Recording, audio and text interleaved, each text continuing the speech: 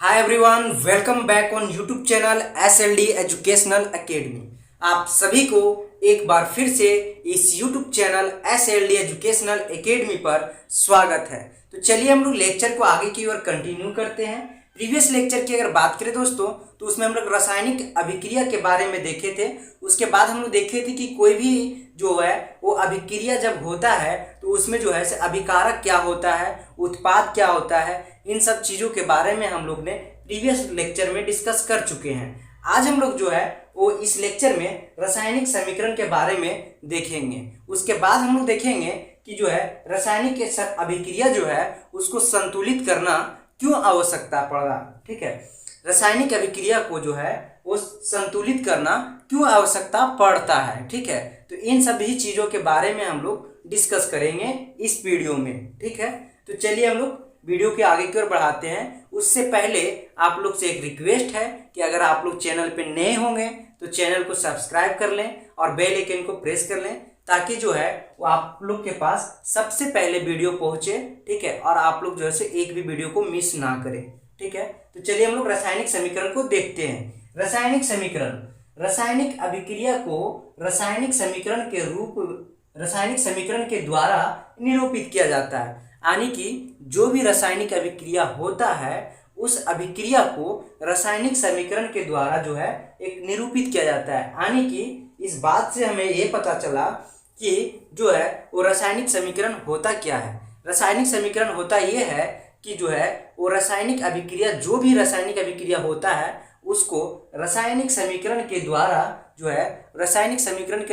है रिप्रेजेंट किया जाता है, यानी निरूपित किया जाता है, उस रूप में उसको दर्शाया जाता है। आगे देखिए हम लोग उसके बाद क्या बोल रहा है। बोल रहा है रासायनिक समीकरण के अभिकारकों, जो भी रासायनिक समीकरण है उस समीकरण में जो है वो रासायनिक समीकरण में अभिकारकों और उत्पादों में जो है पदार्थों को प्रतीकों के रूप में जो है दर्शाया जाता है, यानी कि रिप्रेजेंट किया जाता है। ठीक है, इस्तेमाल किया जाता है, उनके जो है प्रतीकों का जो है इस्तेमाल किया जाता है, यानी दर्शाया जाता है।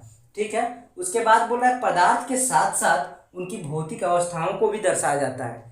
देखिए, कोई भी जो है वो रासायनिक समीकरण है, उस समीकरण में जो है वो अभिकारकों और उत्पादों का जो पदार्थ है उन पदार्थों को प्रतीकों के रूप में, यानी कि सूत्र के रूप में जो है ये दर्शाने के लिए इस्तेमाल किया जाता है। ठीक है, और साथ ही साथ जो है पदार्थ की अवस्था, यानी कि वो किस अवस्था में है, भौतिक अवस्था में है तो वो द्रव अवस्था में है कि गैसीय अवस्था में, उस अवस्था को भी रिप्रेजेंट किया जाता है। ठीक है, तो हम लोग देखेंगे एग्जाम्पल के और बढ़ेंगे।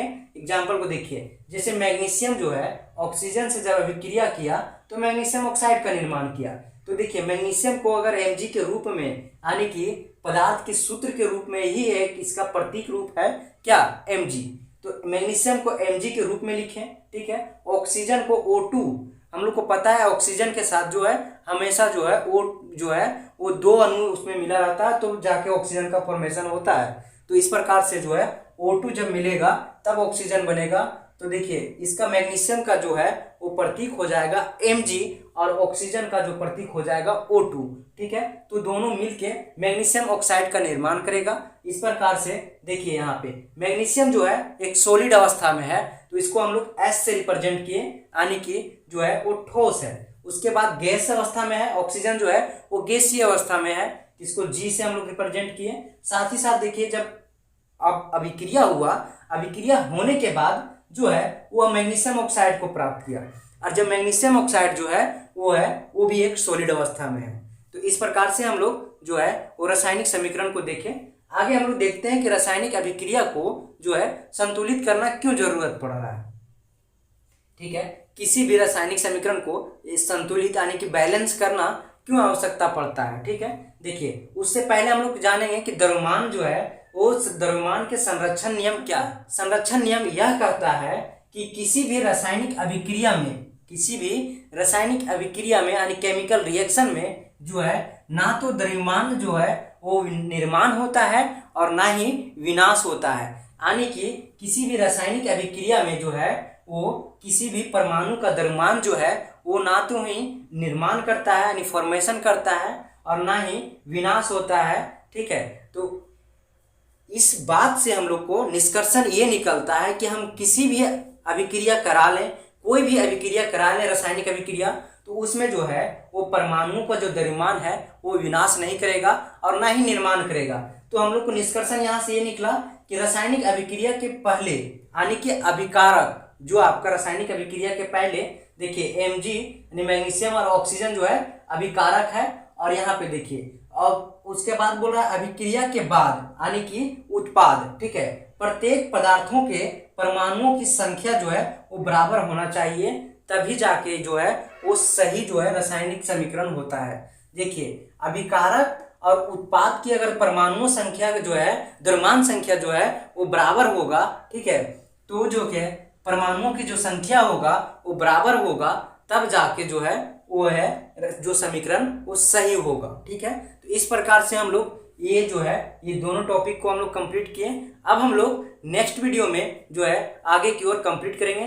तब तक के लिए आप लोग को बहुत बहुत धन्यवाद।